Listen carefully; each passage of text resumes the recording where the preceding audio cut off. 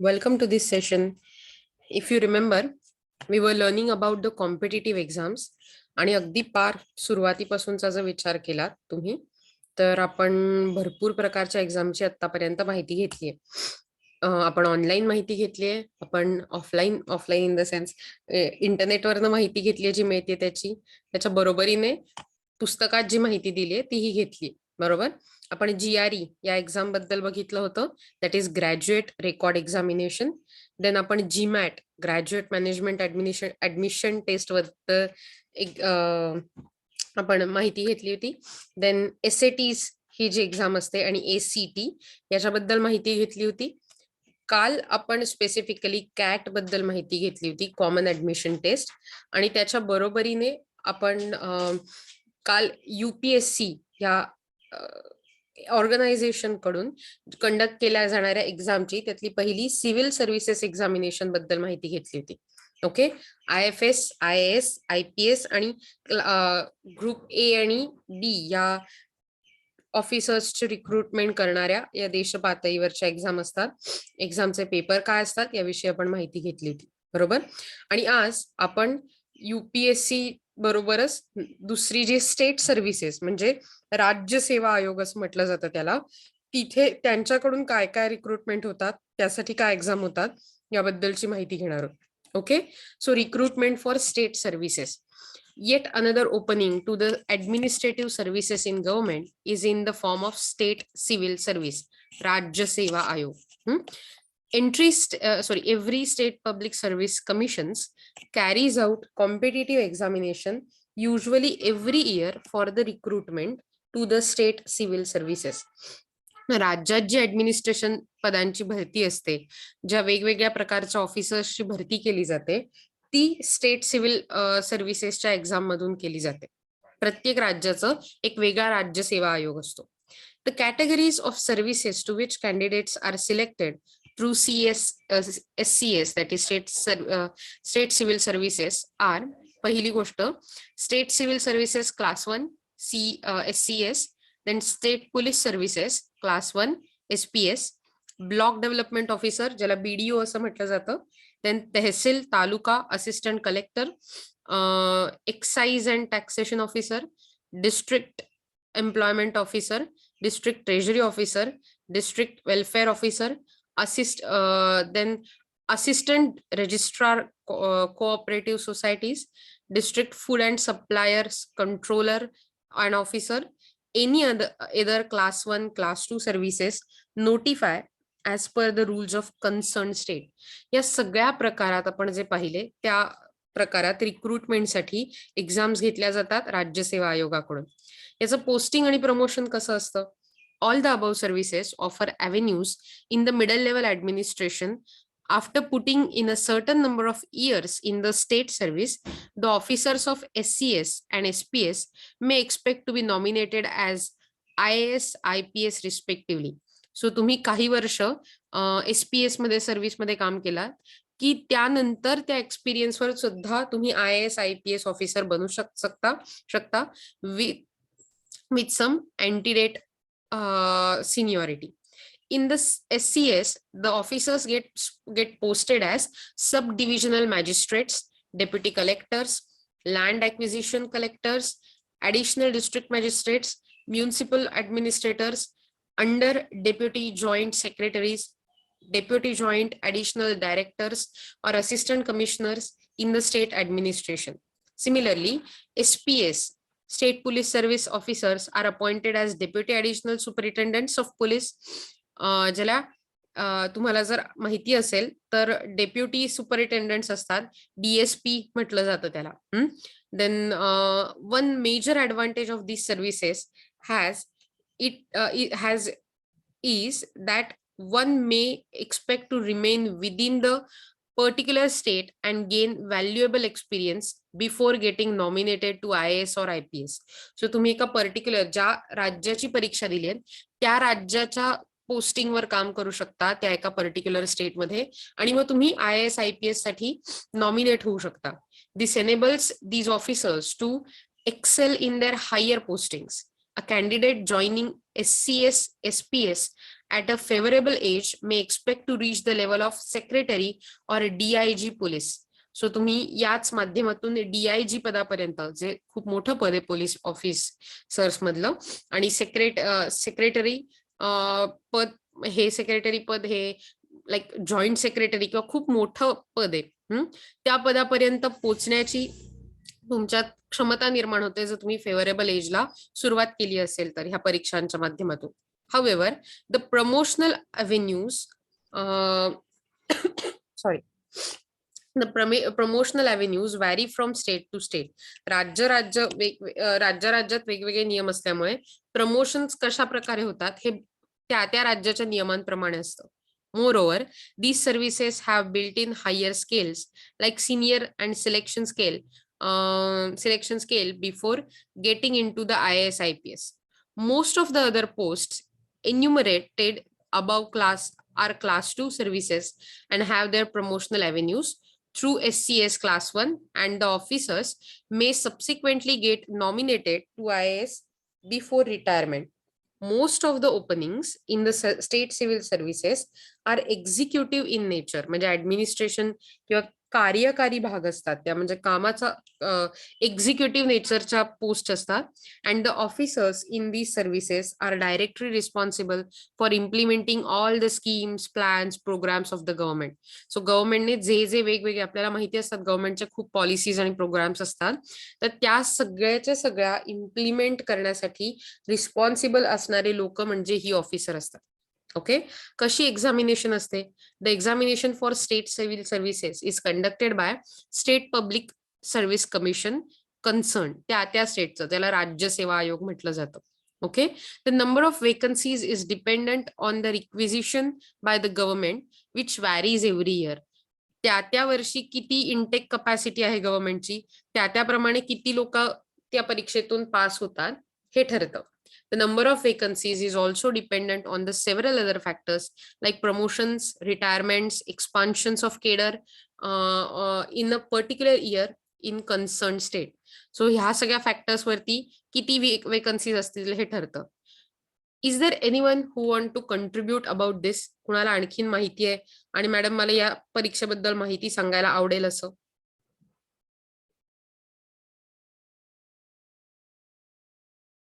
Okay, ठीक आहे, पुढे जाऊया. एलिजिबिलिटी काय असते कॅन्डिडेटची? तर पहिली गोष्ट, मिनिमम एज 21 असलं पाहिजे. अप्पर एज हे 28 ते 35 वर्षाच्या मध्यात असतं. Varying from the schedule caste, schedule tribes, ex serviceman, physically handicapped and employees of the state government. So ह्या सगळ्या क्रायटेरियासाठी वेगवेगळं अप्पर एज लिमिट असतं.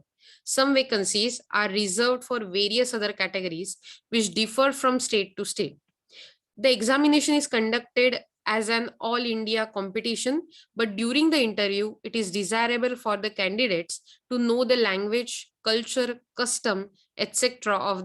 of that concerned state. So तुम्ही ज्या परीक्षेबद्दल, म्हणजे तुम्ही ज्या राज्याची परीक्षा देताय त्या राज्याचं लँग्वेज, कल्चर, कस्टम या गोष्टी माहिती असणं हे इंटरव्ह्यूच्या टाइम पिरियड मध्ये डेफिनेटली डिझायरेबल असतं. सो एक्झामिनेशनची काय स्कीम असते? The pattern of examination is similar to UPSC exam. Most of the bigger states follow the practice of holding preliminary examination to shortlist the candidates. Now, this prelim is almost on the lines of preliminary examination of civil services examination conducted by UPSC, with the exception that a few questions may be asked about the customs, traditions, planning and problems of that state concerned. त्या राज्याची custom काय आहेत, म्हणजे चालीरीती, traditions, परंपरा आणि overall त्या राज्याचे प्लॅनिंग, प्रॉब्लेम्स याविषयी सुद्धा प्रिलिम मध्ये माहिती विचारणं अपेक्षित असतं. The smaller states with relatively lesser number of vacancies and lesser candidates may skip this preliminary examination. In Maharashtra, this preliminary examination is conducted by Maharashtra Public Service Commission, MPSC, has only one paper consisting of objectives type multiple choice question. So MPSC एक्झामचा preliminary paper हा MCQ माध्यमात होतो आणि तो तुम्हाला clear करून पुढच्या main एक्झामला बसायला लागतं.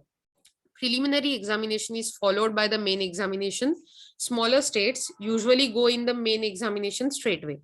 Most of the states have adopted the syllabus or syllabi and a pattern of civil services examination. So UPSC सारखाच pattern adopt केलेला दिसतो यात. The only difference usually is that the language papers. English and regional language papers are full-fledged papers, and marks obtained in these subjects are also included for preparing in the final merit list. So final merit लिस्टमध्ये सुद्धा हे paper धरले जातात. आपण बघितलं होतं UPSC मध्ये English आणि रिजनल लँग्वेजचे पेपर हे फायनल मेरिट लिस्टच्या मार्कात धरले जात नव्हते, पण इथे मात्र तसं नसतं, ते धरले जातात. Moreover, in the general studies paper, some questions are on socio-economic conditions, planning, customs, culture, etc. on the particular states that, and they also may appear. The MPSC has changed the pattern of main examination recently. There are 2 languages paper with Marathi and English and 4 papers of general studies compulsory for all. So प्रत्येकाला Marathi English आणि 4 general स्टडीजचे paper द्यायला लागतात. General studies papers consist of objective type question. General स्टडीजमध्ये objective टाईपचे question असतात. So MPSC साठी जर बघितलं तर मराठी इंग्लिशचे 100 मार्काचे पेपर दिसतात आणि त्याला लेवल हायर सेकंडरीची असते.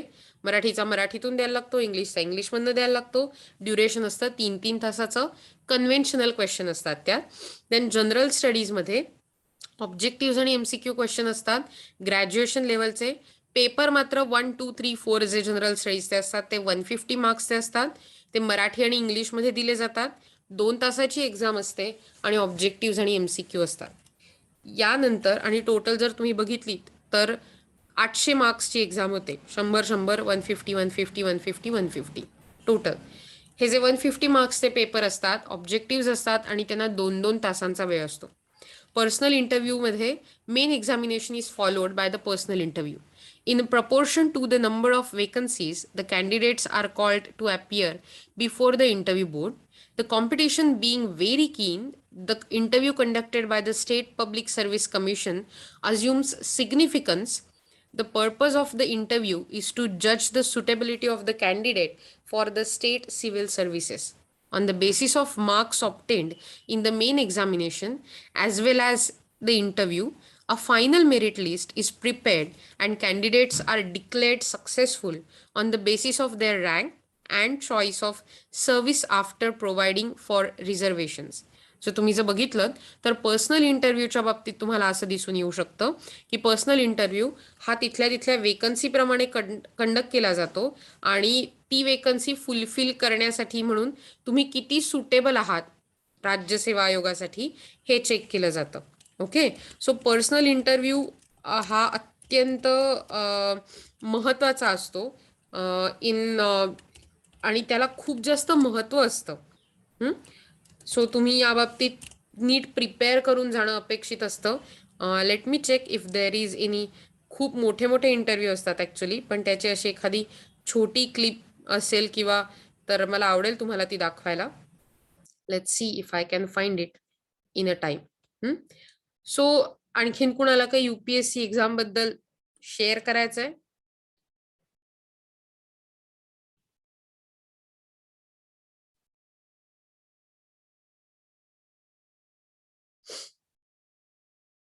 Okay, let's go to this video directly, or we can see this video.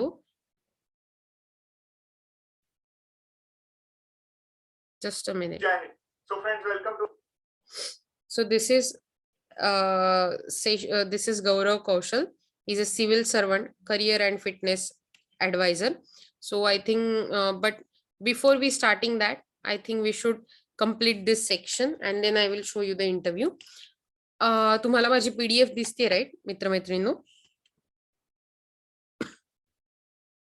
Yes ma'am. Okay, good.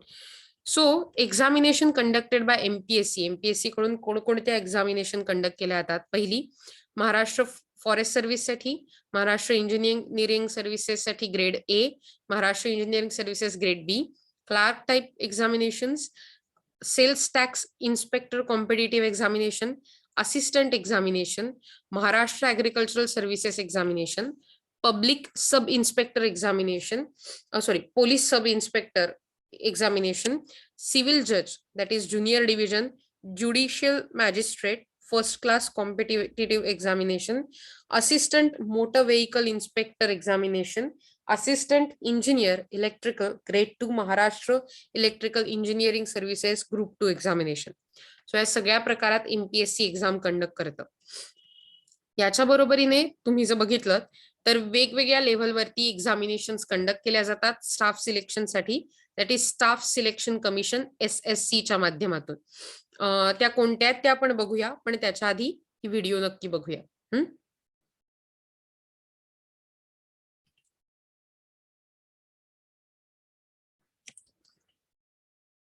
Hopefully ती व्हिडिओ पाहिल्यावरती तुम्हाला कदाचित इंटरव्ह्यू काय प्रकारे कंडक्ट केला जाऊ शकतो याचा अंदाज आला असेल. So have you got any question about it? तुम्हाला काही शंका आहे, तुम्हाला काही बोलायचं आहे त्याविषयी?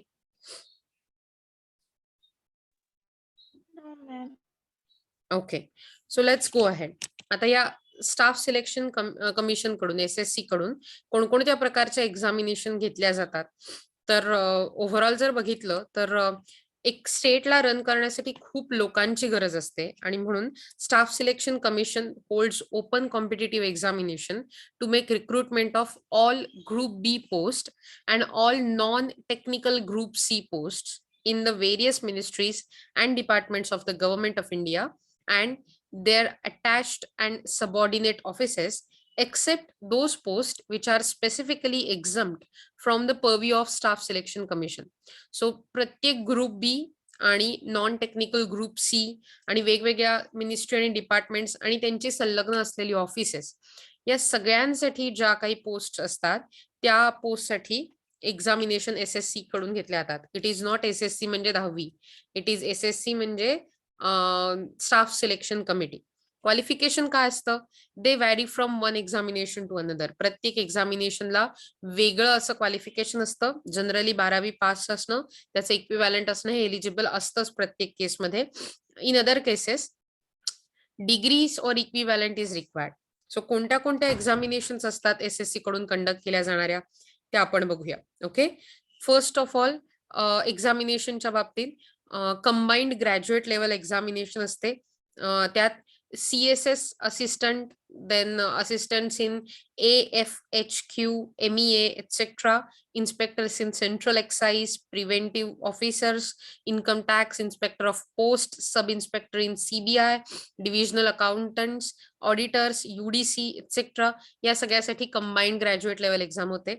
Then there is a tax assistant exam for tax assistants in CBDT and CBEC. CBDT हे डायरेक्ट टॅक्स साठी असतं by the way.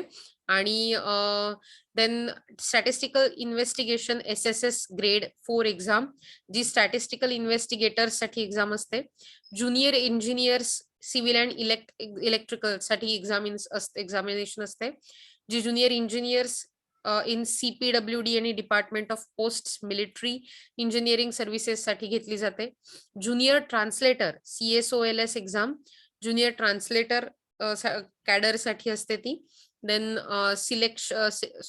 Section officer, that is audit साठी एक्झाम असते, ऑडिटर म्हणून कमर्शियल ऑडिट साठी सेक्शन ऑफिसरची. डेप्युटी फील्ड ऑफिसर साठी exam असते, डेप्युटी फील्ड ऑफिसर बनण्यासाठी. डेटा एंट्री ऑपरेटर साठी एक्झाम असते, सब इन्स्पेक्टर इन CPO साठी. सेक्शन ऑफिसर्स ऑडिटरची एक्झाम असते, कंबाइंड मॅट्रिक लेवल एक्झाम असते आणि सेक्शन ऑफिसर अकाउंट्स एक्झाम असते. सो या व्हरायटी ऑफ एक्झामिनेशन SSC च्या माध्यमातून घेतल्या जातात.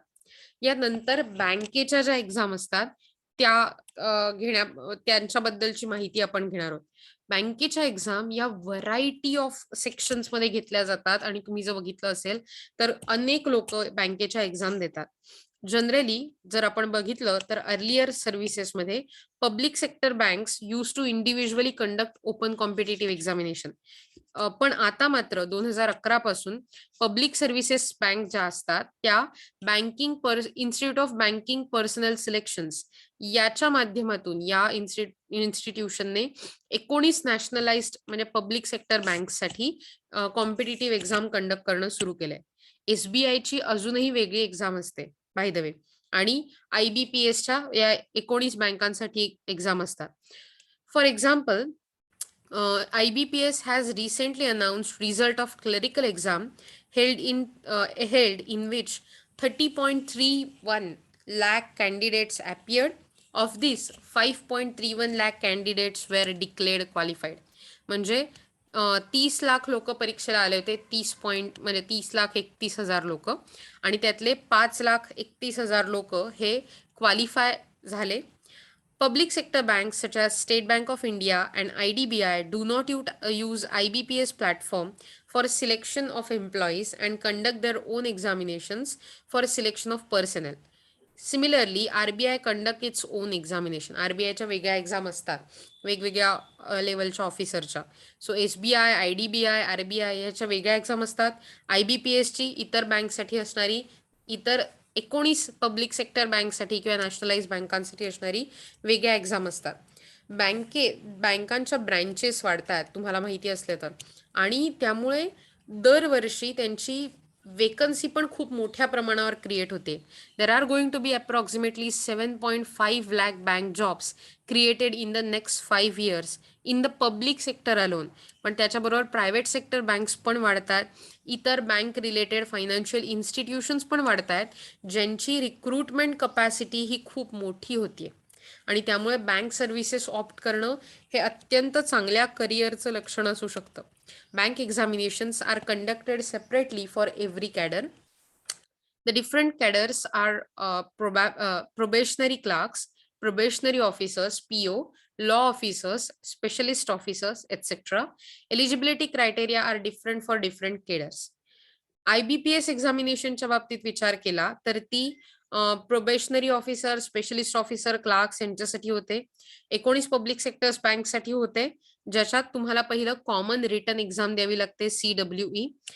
Then the new system of recruitment through CWE is there from 2011 for these 19 nationalized banks. एलिजिबिलिटीचा विचार केला या परीक्षांसाठी तर एलिजिबिलिटी क्रायटेरिया हा स्पेसिफाईड आहे की however merely applying to CWE and appearing for examination do not imply that candidate will necessarily be eligible for these nationalized bank. त्यासाठी वेगवेगळ्या प्रकारे तुम्हाला एलिजिबिलिटी क्रायटेरिया क्रॉस करायला लागतो. पहिली गोष्ट, तुम्ही भारताचे सिटिझन असणं गरजेचं असतं. देन एलिजिबिलिटी क्रायटेरिया आपल्याला PO, प्रोबेशनरी ऑफिसर्स आणि क्लार्कसाठी दिलाय, ज्यात एज तुमचे 21 ते 30 वर्षापर्यंत असणं गरजेचं आहे. क्लार्क प्रोबेशनरी ऑफिसर्ससाठी, क्लार्कसाठी ते 18 ते 28 असणं गरजेचं आहे. रिलॅक्सेशन तुम्हाला रिझर्वेशन्स प्रमाणे मिळत जातं. देन एज्युकेशनल क्वालिफिकेशनच्या बाबतीत ग्रॅज्युएट डिग्री असणं गरजेचं आहे प्रोबेशनरी ऑफिसर्ससाठी इन एनी डिसिप्लिन्स. देन क्लार्कसाठी 12वी किंवा इक्विव्हॅलंट पास असणं गरजेचं असतं. पर्सेंटेज रिक्वायरमेंट असते, किंवा तुम्ही percentage requirement changes from bank to bank, कोणत्या बँकेप्रमाणे ते चेंज होत जातं, किंवा कधी कधी ग्रॅज्युएशन रिक्वायरमेंट पण असते. देन मिनिमम CWE स्कोअर किती असणं गरजेचं असतं हे त्या बँकेप्रमाणे ठरवलं जातं, आणि दोन्हीसाठी प्रोबेशनरी ऑफिसरसाठी आणि क्लार्कसाठी पण हे त्या बँकेवर अवलंबून असतं. परीक्षेचा पॅटर्न कसा असतो या दोन्ही प्रोबेशनरी ऑफिसर आणि क्लार्क्सच्या एक्झामसाठी, तर पहिलं रिझनिंगसाठी क्वेश्चन असतात, जे 50 क्वेश्चन्स असतात, 50 मार्क्स असतात त्यांना, आणि हे ऑब्जेक्टिव्ह टाईप असतात. सो इट इज लाईक तुम्हाला MCQ सारखे क्वेश्चन सॉल्व्ह करायचे असतात. देन इंग्लिश लँग्वेजचे क्वेश्चन असतात 50, क्वांटिटेटिव्ह ॲप्टिट्यूडचे 50, जनरल अवेअरनेसचे 50, कॉम्प्युटर नॉलेजचे 50, आणि त्या प्रत्येकाला 50, 25, 50, 50, 50 रिस्पेक्टिव्हली मार्क्स असतात. इंग्लिश कंपोजिशन याच्यात essay, then letter writing, paragraph writing हे डिस्क्रिप्टिव्ह क्वेश्चन असतात, ज्याला 25 मार्क असतात आणि ज्याच्यासाठी 60 मिनिटं दिली जातात. सो वरचे जे सगळे 5 होते point, reasoning, English language, quantitative aptitude, general awareness with special reference to banking industry, computer knowledge, हे सगळे 50 50 50 क्वेश्चन, आणि त्यांच्यासाठी टोटल 150 मिनिटाचा वेळ असतो. वेरॅज लिहिण्यासाठी डिस्क्रिप्टिव्ह क्वेश्चन 25 मार्क्स असतात आणि 60 मिनिटाचा वेळ असतो. The test for clerks has the same pattern with two differences. One, the marks for English language is 50. म्हणजे इंग्लिश लँग्वेजसाठी क्लार्क एक्झामिनेशनला 50 मार्क्स असतात 25च्या ऐवजी, आणि English composition paper is not there. So कंपोजिशनचा पेपर तिथे नसतो, लाईक लिहिण्याचा, डिस्क्रिप्टिव्ह क्वेश्चन्स नसतात. टोटल मार्क्स पुन्हा एकदा 250च असतात. ॲक्च्युअल रिक्रुटमेंट कशी होते या सेक्टरमध्ये, तर जेव्हा तुम्ही पेपर देता, रिक्रुटमेंटचं त्याच्या आधी रिक्रुटमेंटचं नोटिफिकेशन आलं असतं, मग तुम्हाला फॉर्म भरायला लागतो. तुम्ही जर एलिजिबिलिटीमध्ये बसत असाल तर मग ती टेस्ट द्यावी लागते तुम्हाला. त्याच्या आधी तुमची कार्ड्स येतात, नंबर कार्ड्स ज्याला आपण म्हणतो, ती डाउनलोड करून घ्यायला लागतात. बाय द वे ती न्यायला लागतात परीक्षेच्या इथे. कितीतरी लोक विसरून घरी आलेली असतात, ज्याला आपण ID कार्ड्स म्हणतो ती, किंवा रोल नंबर असतो ज्याच्यावर परीक्षेचा. आणि हे सगळे क्रायटेरिया फुलफिल केल्यावर मग तुम्हाला इंटरव्ह्यूसाठी त्या बँकेकडून इंडिव्हिज्युअली बोलवलं जातं. प्रायव्हेट सेक्टर बँक्स जर बघितल्या तर भारतात 23पेक्षा जास्त प्रायव्हेट सेक्टर बँक्स आहेत आणि भरपूर आहेत. HDFC बँक आहे, ॲक्सिस बँक आहे, ICICI, ING, व्यास्य अशा अनेक वेगवेगळ्या बँक्स आहेत आणि त्यांच्या पॉलिसीजप्रमाणे रिक्रुटमेंट करतात. त्याच्या जाहिराती असतात. लोक तिथे वॉक इन इंटरव्ह्यू असतात, म्हणजे तुम्ही डायरेक्टली इंटरव्ह्यूला जायचं असतं. काही ठिकाणी एक्झामिनेशन्स असतात. सो ह्या सगळ्या माध्यमातून बँकिंग सेक्टरमध्ये खूप मोठ्या प्रमाणावरती एक करिअरसाठी पाथ ओपन होतो आणि तो कोणत्याही स्ट्रीमसाठी ओपन असतो. सो मला वाटतं आपण आजसाठी इथेच थांबूया.